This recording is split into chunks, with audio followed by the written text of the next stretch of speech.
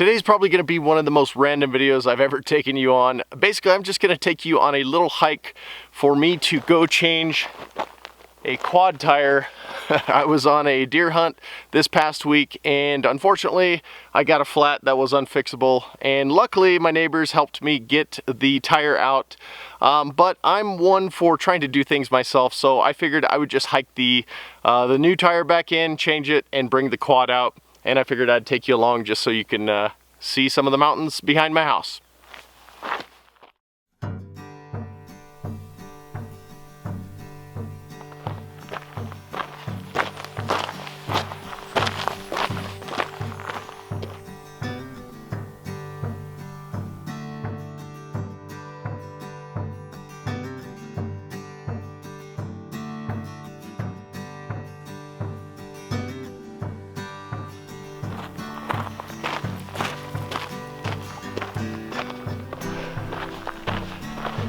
Where I'm at right now is a mixture of oaks and junipers and a bunch of like mid-level scrub that's about 5,000 to 5,500 feet, and I'm going to be going down to about maybe 3,500 feet where my quad is at. So luckily it's all downhill this way. Hopefully the tire fits.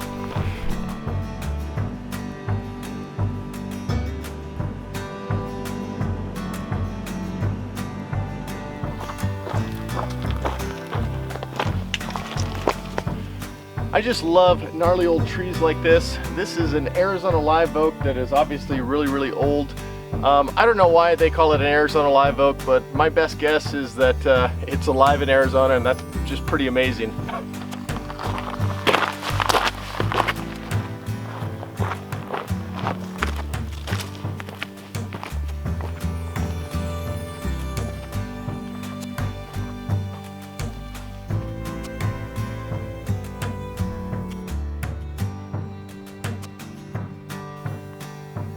This is a dam that my wife's family built when they homesteaded this area in the 1890s. It's pretty cool. It's about a 20 to 25 foot high dam, depending on where the silt or the bottom is. But then that is a little pond up there, and that's called ox frame.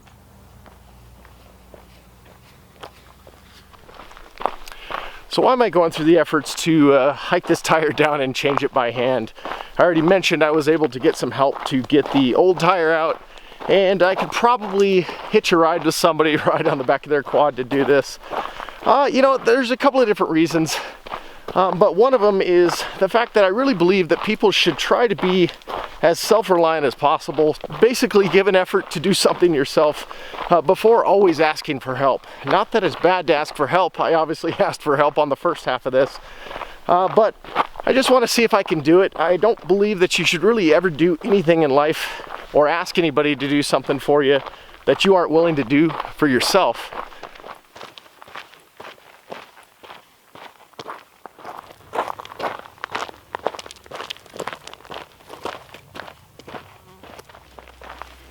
If you haven't been able to tell so far, Arizona is really governed by the north slope, south slope kind of effect, whereas you can tell everything on this side is definitely more of a northern slope.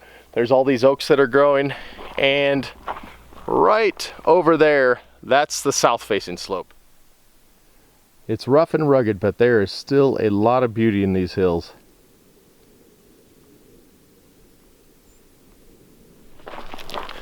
So the sun's out, and it does not make carrying this tire any easier. It's actually a beautiful time of year, but obviously, as you can tell, I'm sweating quite a bit. So I just came out of the canyon where you saw it had quite a bit of oak trees, but I'm finally in the open areas and getting into the flatlands, and I was just going to point this out. If you look way off into the distance, as far as you can see, there's a mountain range over there, and that mountain range is pretty much right at the border of Mexico. So just to give you some relationship of where I'm at.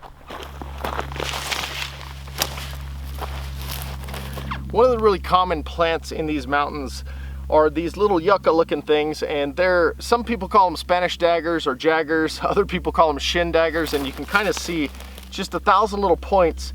And sometimes you'll get to a whole field, like when you're coming down off of a mountain and you have to cross them, and they're actually not too difficult. You just have to kind of lay your foot down and then lay them to the side as you step on them, and then you can step on them pretty easy without cutting yourself. This is what the tip of one of those looks like. As you can see, it is pretty much like a little needle.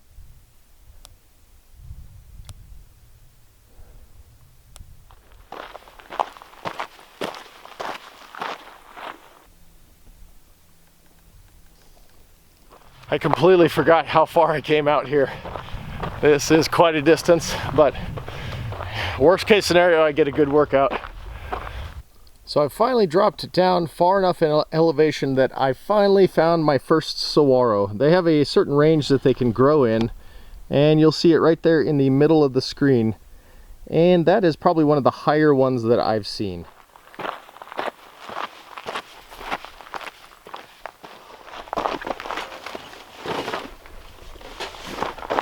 Now that's what I call an Arizona Jack. Two rocks slid on top of one another, and you can adjust it. To be honest, I was a bit concerned that this could be damaged, as we do have quite a bit of illegal activity down here.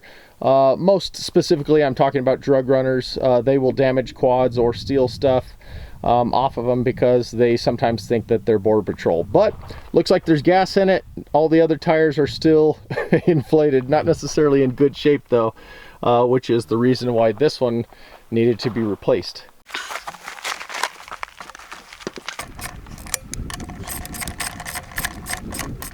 All right, moment of truth. Let's see if this thing actually starts.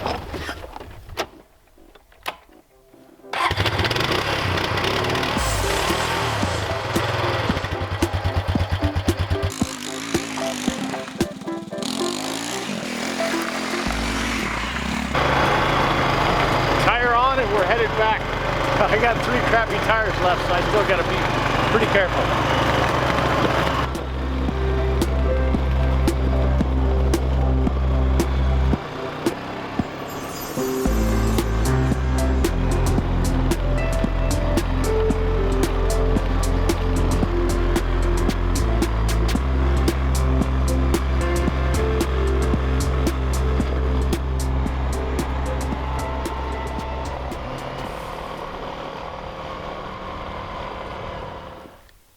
So I don't know if that was absolutely the most random video that I've ever done, but it has to be close.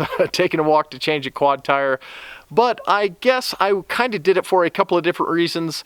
One was just to put some sort of video out doing something, since obviously a lot of my recent projects are more of the larger scale, and it's kind of taking me a long time to finish parts and pieces of those.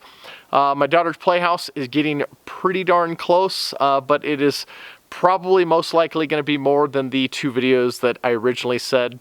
But hopefully this walk in the mountains was kind of interesting, showed you a little bit of the landscape that is near my house, as well as kind of reiterated my own personal convictions that I think it's important to be willing to try things for yourself and give things a go. There's no harm in asking for help and getting people to help you with things. Most people will always need help with bigger things in their life, but sometimes it's kind of cool to see if you can do something on your own, and that was really my biggest motivation for doing that. On another note, you may see me standing in front of an old cabin looking thing. I just wanted to throw this out here. I might be doing some sort of tour of the mountains behind my house because they have a special place kind of in my heart, but most specifically in my wife's and her family's heart, because these mountains are where her family originally homesteaded a lot of this area in the 1890s. And this little cabin and little mill wheel area was where her great-grandfather, Pa, lived for a period of his life, and they did everything with mules and by hand. Definitely a generation far apart. I was actually privileged enough to have met him and known him, and he actually had a little bit of a part on the day that I asked my wife to marry her, or at least he kind of knew the plan, and I got a handshake from him, so it was pretty cool. So anyway, just maybe think about that. I don't know if that'll be interesting for you, but I may do a tour of these mountains, maybe just more kind of like pretty shots and different things like that. So as always, guys, I'm probably talking a lot more than normal, but that's pretty much it. Oh, one other thing, follow me on Instagram for all these random things. And if you're wondering about some of those close-up shots that I got of the deer, I just used a little Canon camcorder. It gives me a really good zoom, but unfortunately I did not have that on my hike. That's why some of those other shots, when I tried to show you that saguaro, were not able to get zoomed in like I did for those deer. So I guess that's pretty much it. The wind's picking up, the light's dying, so I will leave you guys for now. See ya.